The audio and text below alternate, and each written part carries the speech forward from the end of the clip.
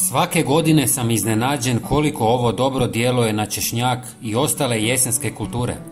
Plodovi su uvijek zdravi, veliki i puni snage. Kako nam se približavaju hladniji dani, idealno je vrijeme da biljkama pružimo prirodnu podršku koja će im pomoći da lakše prežive promjene i pripreme se za zimu. U ovom videu pokazat ću vam kako napraviti jednostavno, ali izuzetno učinkovito domaće gnojivo koje daje odlične rezultate u rujnu i listopadu. Prvi sastojak je leća, otprilike 1 žlica. Mnogo amaterskih vrtlara ne zna za ovu namirnicu da je jako dobra za biljke. Prije upotrebe sameljite u prah. Leća je prepuna biljnih proteina, željeza, fosfora i vitamina B skupine. Kada se usitni, hranjive tvari se brže oslobađaju i tlo ih lakše upija. Ova dodatna prihrana jača korijen, potiče rast i čini biljke otpornijima na stres zbog kraćih dana i nižih temperatura. Leća također dodaje organsku tvar u tlo, što poboljšava njegovu strukturu i zadržavanje vlage.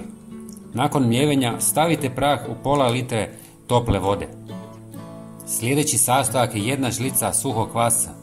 On je snažan prirodni stimulator rasta jer sadrži vitamine B kompleksa i enzime koji aktiviraju mikroorganizme u zemljištu. Upravo ti mikrobi razgrađuju organske tvari i pretvaraju ih u oblik koje biljke mogu iskoristiti. Jesen je period kad se ta aktivnost smanjuje, pa kvasac pomaže da proces ostane živ i učinkovit. Zatim dodajemo žlicu meda. Med nije samo prirodni zaslađivač, nego je vrijedan izvor enzima, minerala i aminokiselina. On služi kao hrana korisnim mikroorganizmima u tlu, potiče njihovu aktivnost i ubrzava fermentaciju kvasca. Tako se hranjive tvari iz naše mješavine brže oslobađaju i postaju dostupne biljkama baš u trenutku kada im najviše trebaju. Na kraju dodajemo koru banane, narezanu na sitne komadiće.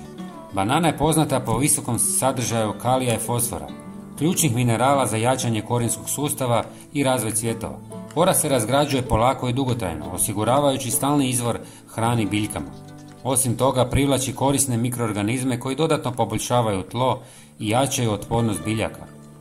Smjes ostavite da odstoji 24 sata kako bi fermentacija mogla započeti. Nakon toga procijedite tekućinu i razrijedite se sa oko 2 litre vode. Na ovaj način dobit ćete nježno ali hranjivo gnojivo koje možete koristiti jednom mjesečno za luk, češnjak, cvjetnice i trajnice koje ulažu energiju u korijen. Ovo prirodno gnojivo ne samo da hrani biljke, nego jača njihovu otpornost, poboljšava tlo i osigurava obilnu zdravu berbu. Pogledajte i naš sljedeći video na vašem ekranu. Hvala vam i pozdrav!